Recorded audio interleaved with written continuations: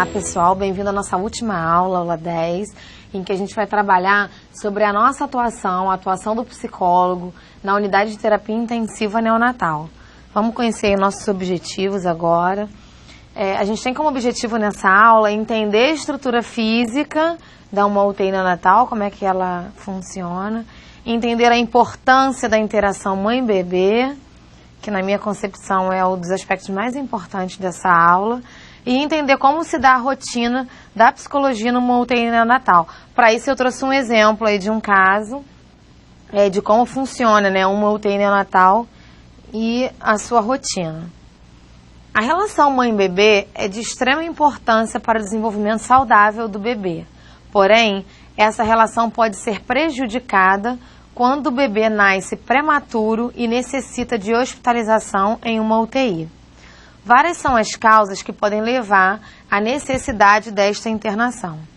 A psicologia, em uma atuação interdisciplinar, mais uma vez a gente está falando dessa importância e da troca entre os profissionais, poderá auxiliar essa mãe a aceitar, a se adaptar à realidade desse bebê prematuro, diminuindo o distanciamento com o mesmo para a construção de uma relação saudável com esse bebê, apesar do afastamento necessário imposto pela internação. Então isso aqui na verdade é um resuminho, uma apresentação do que a gente vai falar, tá? As pesquisas nessa área têm demonstrado a importância da vinculação mãe-bebê como um fator preventivo de problemas emocionais e escolares nessas crianças. Sendo assim, cabe à equipe de saúde favorecer essa aproximação quando o distanciamento se tornar mais evidente. Eu acho bem bacana que, já vou destacar para vocês que o principal trabalho nosso é auxiliar na vinculação mãe-bebê.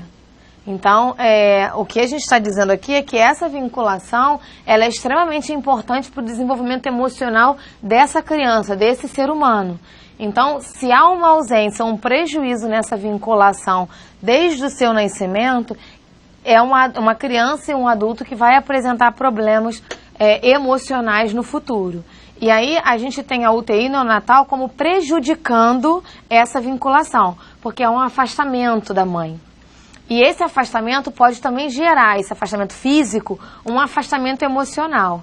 Então, o nosso papel, muitas das vezes, vai ser auxiliar na aproximação desse familiar, especialmente essa mãe, para a construção dessa vinculação, para que haja aí não só a recuperação desse bebê, mas também o desenvolvimento saudável. A gente sabe que essa vinculação, ela também vai favorecer o processo de recuperação. Então, isso é um pouquinho do que há de mais importante no que a gente vai estar discutindo na aula de hoje.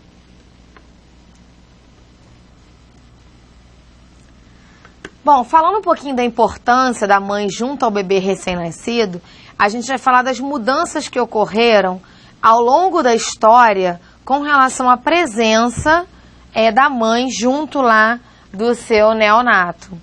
Durante os diferentes séculos, a relevância que foi dada à presença da mãe junto aos seus bebês passou por várias modificações. No século passado, Budin acreditava ser importante a presença das mães junto ao berçário dos prematuros, as liberando para os cuidados básicos para com os seus filhos. Então ele achava que era importante e passou a liberar a presença aí das mães para cuidar dos seus filhos nas UTIs. Budin atribuía essa importância em função de acreditar que as mães que se mantinham mais afastadas de seus filhos perdiam o interesse pelos mesmos em função de não poder cuidar deles. Então, como a gente falou, o primeiro momento de contato da mãe com o bebê é o que vai ajudar na construção desse vínculo mãe-bebê. Esse vínculo começa durante a gestação, esse contato que a mãe vai tendo com esse bebê dentro do útero materno. Mas a vinculação maior ocorre após o nascimento.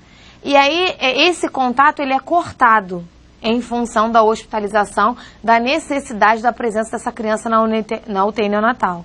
Então, o que esse teórico acredita é, se eu mantenho esse afastamento, eu dificulto o processo de vinculação. Ou seja, cada vez mais essa mãe vai se sentir afastada. Quando esse bebê sair da UTI e for para casa, como vai ser esse vínculo que não foi construído? Então, alguns problemas, obviamente, foram acontecendo nesse sentido, rejeição, retorno ao hospital, violência, onde foi se percebendo que era, sim, importante a prestação de cuidado desde o período em que essas crianças estavam aí na incubadora. Por volta de 1900, os pais foram desmotivados a ter contato com seus filhos, em virtude do alto índice de morbidade e mortalidade dos recém-nascidos por causa de infecções, o que gerou um rigoroso isolamento. Então, na verdade, a gente tinha aí as mães acompanhando essas crianças nesse cuidado, mas, infelizmente, houve um grande índice de contaminação, né, em função dessas indas e vindas dessas mães. Aumentou o número de morbidade dessas crianças, então o que eles fizeram? Cortar totalmente. As crianças, então, voltaram aí a ficar isoladas, sem o contato com as mães. No período da Segunda Guerra Mundial, faltavam cuidadores para os bebês. Esse movimento trouxe de volta as mães para esse papel de cuidado. E isso trouxe um nítido decréscimo da mortalidade infantil da época. Isso é interessante, né? Ou seja, mesmo houve o isolamento por conta da contaminação, mas não foi isso não contribuiu para a diminuição do número de morbidade. O que diminuiu esse índice foi quando as mães voltaram para esse cuidado, obviamente com toda a questão da higienização aumentada, mas houve uma necessidade de pessoas para cuidar desse bebê. Então não tinha, por conta da Segunda Guerra, pessoas para dar conta desse papel. Então a gente traz de volta a mãe para esse cuidado, e o que se observa em termos de número é que houve uma diminuição da morbidade dessas crianças. Agora, é somente há 15, 20 anos atrás que os pais de fato passaram a ter a oportunidade de cuidar de seus filhos sem risco de saúde. Aí é quando a gente consegue de fato ter todo o aparato, todo o equipamento, todo o trabalho de higienização, para que, de fato, a presença dos pais não trouxesse prejuízo para a saúde dessas crianças. Então, a gente consegue juntar o físico e o emocional na prestação de cuidado para esse bebê prematuro neonato. Vamos falar agora de como é que é essa UTI aí neonatal. Quando uma mulher descobre que está grávida, surge toda uma expectativa com relação ao bebê. Não só por parte dos pais, mas das pessoas mais próximas. Essa expectativa está voltada para o bebê sendo cuidado pela sua mãe em sua casa. E aí é óbvio, a gente vê a própria preparação da casa para receber essa criança. Então, quando se descobre, uma mulher descobre que ela está grávida, uma família descobre que vem um bebê por aí, começa-se, desde esse primeiro momento até o fim da gestação, uma preparação desse ambiente para receber essa criança, incluindo esse ambiente físico. Então, a expectativa que os pais têm, a imagem que os pais têm, é do nascimento e a criança saindo dali sendo cuidada em casa. Mas, infelizmente, algumas intercorrências ocorrem que impedem isso. Então, o imaginário que a gente tem das mães e desses pais é desse bebê dentro de casa. Então, a gente tem um primeiro corte aí nesse imaginário que pode trazer um prejuízo emocional para esses pais. É óbvio que vai gerar uma frustração muito grande com relação a essa família quando o bebê não pode retornar imediatamente para sua casa. Quando essa internação é mais longa ainda, pior essa frustração em termos da expectativa que foi construída sobre como se daria, né, esse cuidado após o nascimento. Então, infelizmente, algumas intercorrências que envolvem o recém-nascido vão levar a uma separação desse bebê da sua mãe, para que ele receba os cuidados especializados necessários em uma UTI neonatal, ficando, portanto, em incubadoras. A UTI neonatal é descrita pelos autores, Batista e demais, como sendo um local em que os bebês recebem cuidados intensivos 24 horas por dia, tanto da equipe médica como da enfermagem. Isso não faz muita diferença do que a gente viu na aula passada sobre a UTI adulto. Para controlar o quadro clínico do recém-nascido e seus sinais vitais, é necessária a utilização de aparelhos como monitores cardiorrespiratórios, ventiladores mecânicos, oxímetros, fototerapia, etc. Então aqui a gente está falando de todo o aparato necessário para dar conta de ter um acompanhamento adequado para esse recém-nascido que vai ficar aí por um tempo na incubadora. Então todos esses equipamentos são importantes para auxiliar nessa conduta. Bom, para que eu preciso saber disso enquanto psicólogo? Para que eu possa orientar a família com relação a esses aspectos. Mostrar para as mães esses equipamentos, mostrá-los da importância que isso vai ter para o acompanhamento do seu bebê, que nesse momento precisa de um cuidado mais especial. Aqui eu trouxe para a gente só ter conhecimento dos diagnósticos mais comuns que são observados na UTI neonatal. O primeiro deles é a prematuridade, né? Os bebês prematuros, em sua grande maioria, vão para a UTI, para as incubadoras. Membrana hialiana, síndrome de aspiração de mecônio, anoxia neonatal, hidrocefalia, malformação congênita, mielomeningoceles, hipoglicemia, icterícia fisiológica e doença hemolítica do recém-nascido por incompatibilidade do sangue. A gente não vai dedicar atenção a descrever o que é cada uma dessas coisas, mas é só para a gente entender que existem muitos fatores que levam à entrada, o direcionamento de uma criança para uma UTI neonatal. E todas elas precisam de um cuidado especial aí para que eles possam recuperar a sua saúde, para que tenham uma saúde plena para voltar e para ir para casa, na verdade, não é nem voltar, para ir para as suas casas. Agora, a UTI neo, ela é composta por médicos especializados em recém-nascidos. São médicos que são especialistas nas 4 primeiras semanas de vida, que são os chamados médicos neonatalistas. É bem interessante que a gente vê como que a medicina foi se especializando, né? Então, o médico, ele é especialista nas 4 primeiras semanas de vida, são eles que vão estar lá preparados para lidar com esses recém-nascidos. Além disso, a gente tem na equipe enfermeiros, técnicos e auxiliares de enfermagem, psicólogos, fisioterapeutas, assistentes sociais, fonoaudiólogos e outros profissionais aí quando necessários. Tanto a equipe de saúde quanto os diagnósticos vão se diferenciar de acordo com a instituição, seu público-alvo, etc. Então, a gente vai ter algumas unidades que vão ser direcionadas, algumas UTIs neo mais específicas para determinados diagnósticos e vai ter diferença também em termos de UTI com qual é a equipe de saúde que vai compor essa UTI. Essa é uma pergunta que vocês podem estar se dizendo, essa é a composição obrigatória de uma equipe de UTI neo? Não. Ideal é quanto mais profissionais possam dar conta disso, melhor.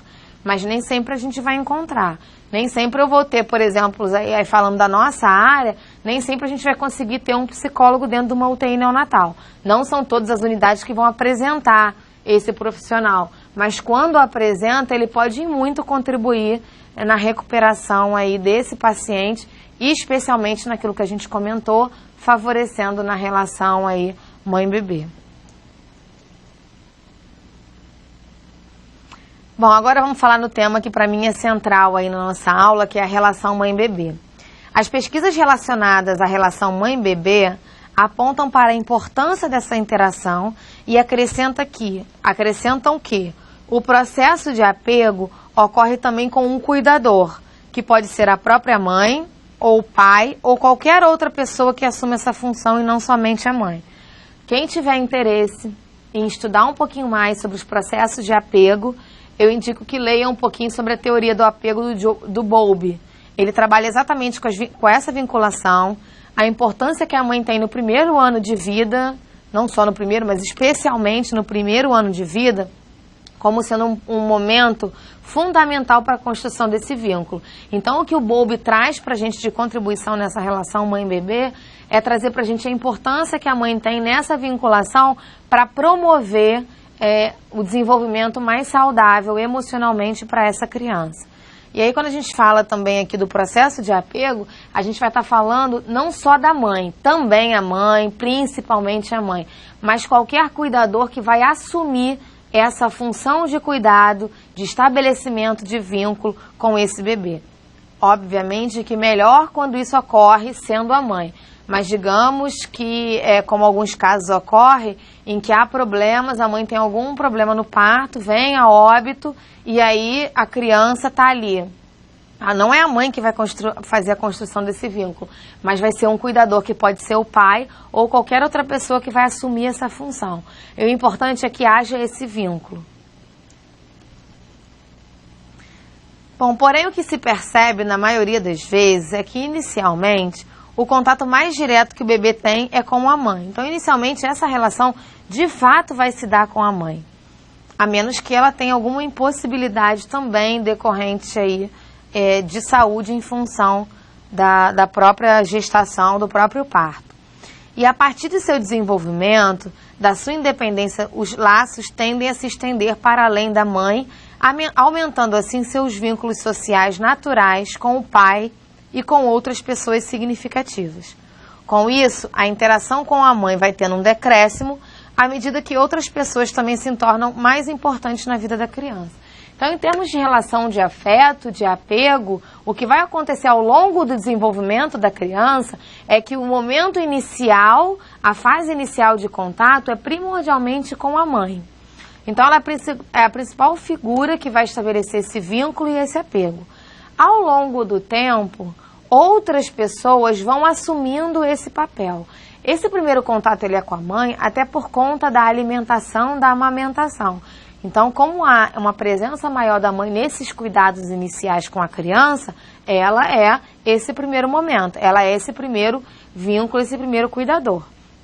Quando a criança vai crescendo e adquirindo um pouquinho mais de independência, ou seja, ela vai dependendo menos daquele cuidado só com a mãe, outras figuras vão entrando nesse processo, contribuindo aí para essas relações aí que vão sendo estabelecidas com a criança. E aí a gente tem o pai, os avós, outros familiares que vão assumindo aí também o auxílio na construção desses vínculos aí, que no futuro vão estabelecer aí, vão trazer para a gente bastante informação sobre a forma como esses adultos se vinculam nos seus relacionamentos.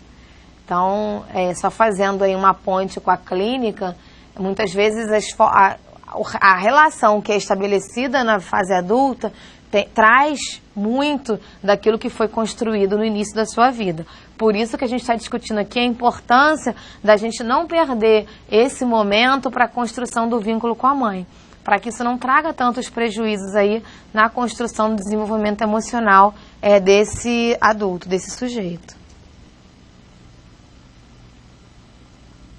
As pesquisas na área da relação mãe-bebê sempre ocupou a psicologia, porém as pesquisas nessa área têm crescido desde a década de 50. Os primeiros estudos de pais e bebês hospitalizados em UTI e NEO aconteceram por volta de 20 anos, a partir da observação da equipe de saúde, que percebeu que muitos bebês retornavam ao serviço pediátrico com o diagnóstico de espancamento e a maioria deles tinham sido prematuros e que provavelmente tais espancamentos poderiam estar relacionados às deficiências nas vinculações e o apego entre o cuidador e o bebê, sendo então esta a principal motivação para os estudos nessa área. Então, assim, isso é extremamente interessante, que as pesquisas começaram a mostrar que os bebês que eram prematuros e que tinham pouco contato, pouca vinculação com a mãe, nesse ambiente, eles começaram a perceber que era a maior parte do grupo que procurava os serviços pediátricos com relação ao espancamento. Então, não havia a construção do vínculo adequado com essa mãe, o que estava trazendo prejuízos aí à construção desse vínculo, podendo levar aí ao exagero no uso aí das medidas disciplinares com essas crianças. E aí isso aumentou o interesse de se pesquisar um pouco mais sobre isso. As teorias psicológicas fundamentadas na psicanálise, na psicologia do desenvolvimento e nas teorias comportamentais apontam a importância da interação mãe-bebê como um dos principais fatores para explicação do tipo de desenvolvimento e da problemática apresentada pela criança em idades mais avançadas. Então, o que a gente vai ter aí, que independente da abordagem que a gente está colocando, tanto a psicanálise como a terapia cognitiva, comportamental e todos os autores de psicologia do desenvolvimento vão trazer uma vinculação aos problemas apresentados pelas crianças à estrutura familiar, ao modelo de vinculação que foi estabelecido. Mostrando para a gente aí mais uma vez que todos os, independente da abordagem, todos os teóricos vão concordar com o fato de que a vinculação, a relação mãe-bebê é extremamente importante para o desenvolvimento emocional desse sujeito. Autores da psicologia ressaltam ainda que a prevenção de problemas nessa interação deve acontecer desde o período pré-natal, visto que a atenção psicológica e social desde cedo pode facilitar à gestante e às futuras mães melhores condições para acolher seu filho quando do nascimento. Então aí a gente volta a falar de um trabalho preventivo. Ou seja, para eu evitar problemas na vinculação, na relação que vai ser estabelecida entre a mãe e o bebê, eu posso trabalhar antes do nascimento. É isso que ele está dizendo. Vamos trabalhar desde o pré-natal para que eu possa preparar, auxiliar essas mães a entender o que é a maternidade e qual é a importância dessa interação para a construção desse sujeito. É importante para as mães reconhecerem isso. Na verdade, a gente tem aí na sociedade uma construção bem diferenciada e muitas vezes equivocada sobre a maternidade.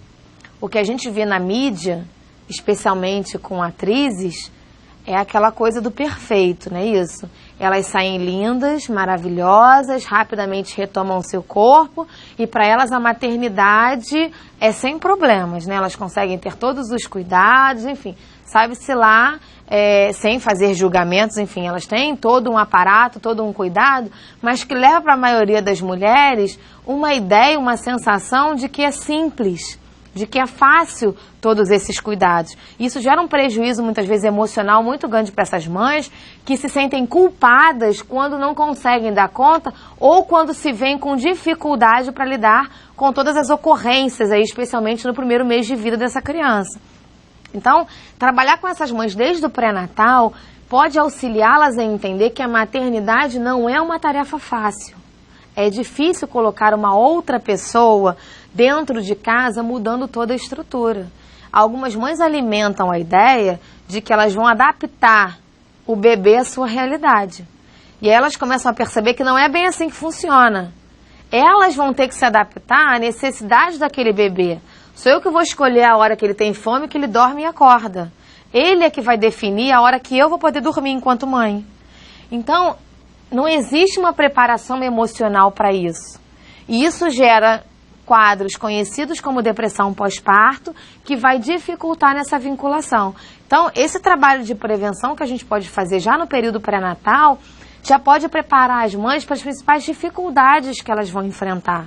Porque o que a mídia coloca e a sociedade como um todo são os fatores positivos dessa maternidade. A gente não está aqui para dizer que é ruim ser mãe, não é isso. Mas o que se valoriza é muito bom, é maravilhoso, é sensacional, não dá trabalho. Dá trabalho, é super difícil.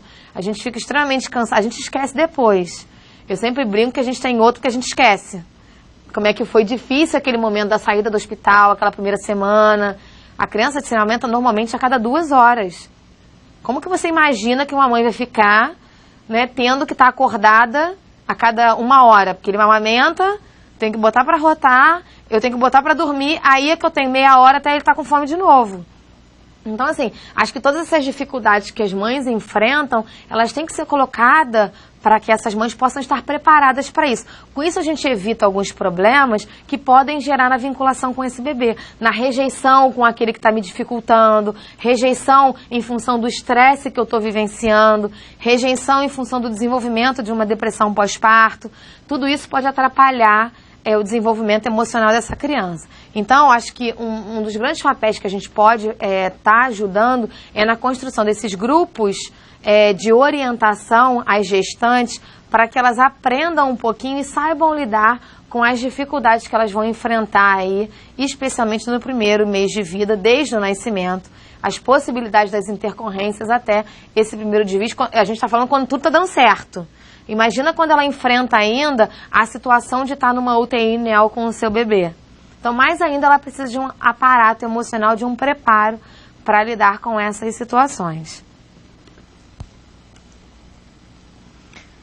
Klaus e Kennel, eles apresentam algumas fases chamadas por eles de fases de afeiçoamento e apontam a importância das mesmas para a construção do vínculo entre os pais e seus bebês.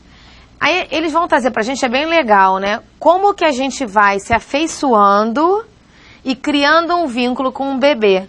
Que aí a gente vai perceber que isso começa bem antes aí do nascimento. Então a primeira fase é o planejamento da gestação. Então assim, a primeira fase para a gente criar algum afeto com o bebê é quando a gente planeja ter um filho. Ou seja, olha como um vínculo, ele é bem anterior ao contato direto com essa criança, né? Até antes mesmo da descoberta de estar ou não grávida. Quando a gente começa a planejar ter um filho, a gente começa a ter algum tipo de afeição, algum tipo de vínculo com essa criança que está por vir. Então essa é a primeira fase. A segunda fase é quando a gente tem a gestação, a confirmação de que estamos grávidos, né, digamos assim, porque é o pai e a mãe, né? A aceitação dessa gestação, porque nem todas as confirmações de gestação são em função de uma gravidez planejada.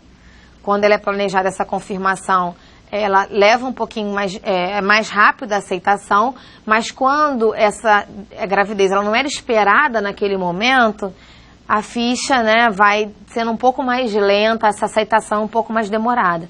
Agora, se a gente for conversar com qualquer grávida, ela vai dizer que a ficha demora um pouquinho a cair. A gente demora a se sentir grávida, na verdade, né? Então, acho que precisa até da barriga estar um pouquinho maior para eu conseguir me ver, né, enquanto uma grávida, enquanto mãe. Então, assim, isso demora um pouquinho. E essa demora vai auxiliando a gente na construção desse vínculo. É cada um desses passos que vão sendo dados é que a gente vai criando o vínculo aí com essa criança, com esse bebê. Um outro momento é a percepção dos movimentos fetais. Isso é bem interessante. Depois que começa a se mexer, a emoção é muito grande. O contato com a criança, nesse momento, é muito maior com relação aos pais e aqueles que estão em volta. Porque, às vezes, é visível, né, externamente a criança se movimentando de um lado para o outro. E aí o afeto é maior, a troca com esse bebê é maior. Os pais conversam mais com essa criança. Há uma fala maior e as pesquisas já mostram que a criança reconhece as vozes depois do nascimento, aquelas que tiveram mais presentes durante a gestação. Então, a importância dessa troca acontecer mesmo antes do nascimento. A quinta fase é o início da aceitação do filho como indivíduo. Então, assim, isso ainda acontece durante a gestação, que é aceitar mesmo que gente, caramba, eu tô gerando uma criança, eu tô gerando um indivíduo, é alguém, né, que vai nascer de mim. E o sexto momento, aí sim é após o nascimento, que é ver, tocar, cuidar do bebê e aceitar o neonato como um indivíduo à parte. Ou seja, ele já não está mais dentro de mim enquanto mãe, não está mais dentro da minha barriga, ele agora é um sujeito que está além daquilo ali, por isso que eu falei da necessidade da gente se adaptar a essa nova realidade, o quanto que isso é difícil, porque às vezes é difícil para a gente reconhecer aquele bebê como um sujeito além da gente. A mãe, ela olha muito aquele bebê ainda como sendo uma parte do seu corpo. E quando ele nasce, a gente tem que começar a reconhecer isso como alguém além de mim. Esses autores ressaltam que essas fases não são direcionadas a uma população específica. Ou seja, não é um grupo só que vai vivenciar isso, mas sim fazem parte do processo de vinculação de qualquer relação cuidador-bebê. Então, isso aí vai estar por detrás por qualquer relação, independente de quem a gente está falando. Vale lembrar que esse vínculo envolve também o pai da criança. Apesar de se saber que socialmente recai sobre a mãe, essa responsabilidade pelo cuidado e guarda do bebê. Então, assim, apesar da cultura que a gente vive, da sociedade que a gente vive, trazer para a mãe a responsabilidade do cuidado, a gente não descarta a importância que o pai tem nessa vinculação. Inicialmente, o pai vai ter muito mais uma função de apoio. E o que eu coloco sempre para os meus alunos é que apoio não é uma coisa secundária, não. A mulher precisa muito desse apoio do pai nesse momento. A gente falou de muitas dificuldades que são vivenciadas. Imaginem numa UTI neonatal. Então, o pai vai contribuir muito para apoiar a mãe nessa relação de cuidado e também nesse estabelecimento de vínculo. Então, a gente não pode estar direcionando sempre essa relação para a mãe, porque o pai ele também tem uma importância muito grande nisso. Embora a nossa sociedade ainda responsabilize mais a mãe para esses cuidados. Os atores falam sobre essa vinculação, ressaltando que ela ocorre de forma instintiva, não é escolha, isso vai acontecendo naturalmente. Por isso que eu digo para vocês, se vocês perguntarem aí para uma grávida, para quem teve filho, elas vão conseguir perceber exatamente todas essas fases. Ela ocorre então de forma distintiva, enquanto um processo contínuo, sendo esse processo orientado pela modelação. E aí a gente só lembra do Bandura, aprendizagem por observação, também pela modelagem, vamos lembrar do Skinner, condicionamento operante, reforço e punição, e também pelo ensaio e erro, ou seja, a partir do já conhecido por nós princípios de aprendizagem. Então, a vinculação mãe-bebê, ela está muito relacionada às formas de aprendizagem. A gente aprende a ser mãe, a gente aprende a ser pai, a gente aprende a construir esse vínculo através dos modelos de aprendizagem que a gente já construiu aí ao longo de outras disciplinas. Então, a modelação Bandura fala muito sobre isso, que a gente aprende através da observação de outros modelos, ou seja, inicialmente, para a criança, inclusive, os pais são os principais modelos. Então, a gente aprende também a ser pai e mãe através do modelo que a gente vivenciou dos nossos pais, dos nossos cuidadores. Então, muito da nossa vinculação, a forma como a gente vai se vincular com essa criança, tem a ver com o que a gente observou de outras pessoas. O condicionamento operante, que o principal autor é o Skinner, que a gente já fala de reforço e punição, o quanto que os reforços vão contribuir para o aumento aí da frequência desses comportamentos, e o ensaio e erro, tentativa e erro mesmo. Cabe ainda pensar na importância também de se preparar as mães para a possibilidade de um bebê prematuro, através da apresentação de imagens, por exemplo, com o objetivo de diminuir o impacto com o primeiro contato em função da expectativa anterior de um bebê saudável. Toda mãe deveria ter um contato visual com o filho ao nascer, para que ela possa estar confirmando ou não suas expectativas e obter dados de realidade. Então é interessante também a gente poder estar preparando essas mães para a possibilidade de um bebê prematuro, mostrando aí, através de imagens, esses bebês, para diminuir o impacto e a frustração quando do contato com esse bebê. Bom, falamos um pouquinho então da importância dessa relação, agora a gente vai falar sobre o papel do psicólogo e a rotina diária desse profissional numa UTI neonatal. O recém-nascido precisa, obviamente, das atenções voltadas para os cuidados com relação aos seus problemas de saúde. Mas, além disso, é importante avaliar todas as questões psicológicas e sociais com o intuito da promoção de um trabalho, mais uma vez, interdisciplinar, que está relacionada à avaliação de todos os aspectos que podem, de alguma forma, afetar no nascimento e na hospitalização de um bebê com algum comprometimento. Então, aqui o que a gente está dizendo é, olha, não adianta olhar só para os aspectos físicos que estão envolvidos o recém-nascido. Eu tenho que olhar com um todo. E como a gente já discutiu desde a nossa primeira aula, tá direcionando um olhar que atravesse a doença, que ultrapasse a doença. É um olhar para o todo, é um olhar que vai além. A psicologia tem um trabalho com a avaliação e a intervenção psicológica junto aos pais, familiares e equipe de saúde, com o objetivo, além da vinculação inicial do bebê, que é primordial, que a gente já comentou, mas também o bom contato entre os profissionais da equipe de saúde e desses com o cuidador. Então, gente, mais uma vez, o nosso trabalho na psicologia vai envolver todos os atores, digamos assim, nesse processo. Então, a minha intervenção enquanto psicólogo vai se dar diretamente com a família, pensando na vinculação com o bebê, já que o paciente bebê é o meu paciente, também ajudando a essa equipe de saúde a estar lidando com esse familiar. E a gente sabe que uma UTI neonatal é diferente de qualquer outro espaço dentro da unidade hospitalar. Então, é preciso ter um cuidado, uma atenção, um contato diferenciado com essa família. Afinal de contas, provavelmente essa mãe vai passar o tempo inteiro ali, pelo menos todo o tempo possível que ela puder com aquela criança. A equipe de saúde também pode realizar trabalhos voltados para a prevenção de problemas relacionados às questões psicossociais e adaptação à rotina hospitalar, como, por exemplo, incentivo ao acompanhamento pré-natal, prevenção de gravidez indesejada, alimentação adequada da gestante, assim como programas voltados à informação sobre os problemas de saúde do feto, detectados ainda na gravidez e após o nascimento. Aqui a gente está falando do trabalho que a equipe de saúde pode prestar em termos de atenção primária, ou seja, prevenção dos trabalhos. Aí a gente está falando da psicologia da saúde.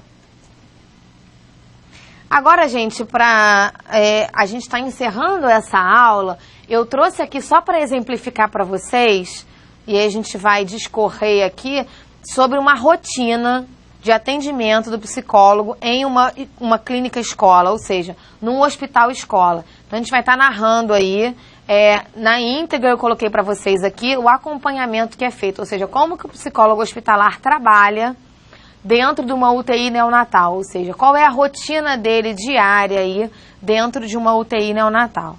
Então esse relato, como eu comentei, ele foi extraído do material até didático de vocês, onde os mesmos descrevem essa rotina do serviço de psicologia de uma unidade escola. Então a gente vai estar falando dessa rotina. Primeiro, a rotina do psicólogo, tá? O serviço de psicologia.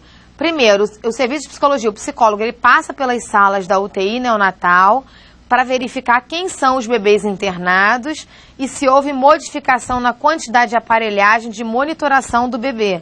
Então, olha aí, mais uma vez a importância da gente entender um pouquinho sobre quais são os procedimentos e o que ocorre nessa unidade.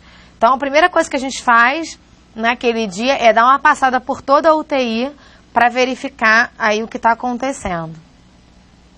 Segundo, contatar a equipe de saúde, ou seja, médicos e a equipe de enfermagem, com o seguinte objetivo: verificar o nascimento de novos recém-nascidos, verificar também as percepções da equipe em relação ao estado psicológico dos pais. Então, assim, a equipe de saúde vai trazer muito pra gente informação, por exemplo, houve interesse dos pais com relação a esse bebê, em ter contato com esse bebê, essa família quis ter esse contato, teve interesse por esse bebê. Então, esse é um bom sinal que a equipe de saúde vai estar dando pra gente com relação à necessidade, muitas vezes, da nossa intervenção para que essa vinculação ocorra, tá?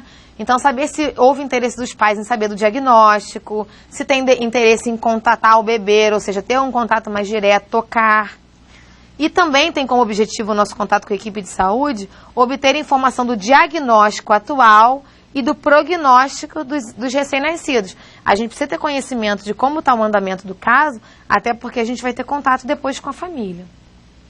E iniciar, depois no terceiro momento, iniciar o preenchimento de dados da ficha de avaliação psicológica através do prontuário do recém-nascido. Então, a gente vai começar a preencher a ficha de avaliação desse caso, né, de cada neonato. Então, a gente vai botar os dados de identificação dos pais, toda a história gestacional, ou seja, teve algum acompanhamento na gestação, foi desejado, não foi, o que aconteceu durante esse período, situações de estresse que envolveram a gestação, a gente também pode estar trabalhando, qual é o diagnóstico do recém-nascido e todas as informações que forem necessárias para a gente construir aí uma avaliação psicológica dessa situação.